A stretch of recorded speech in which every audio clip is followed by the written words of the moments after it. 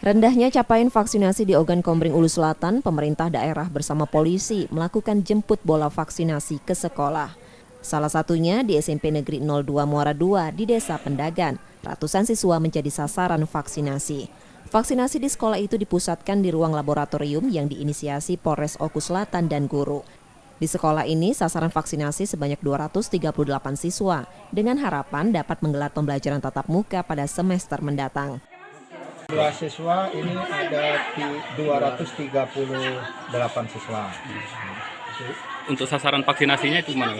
Sasaran vaksinasi harapan kami semuanya bisa divaksinasi. Ya.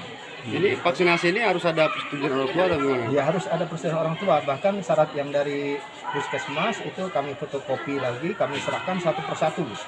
Harus ditikin oleh wali siswa.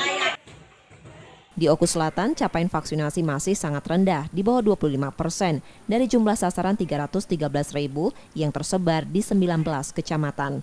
Setia Budi, Kompas TV, Ogan Komering Ulu Selatan, Sumatera Selatan.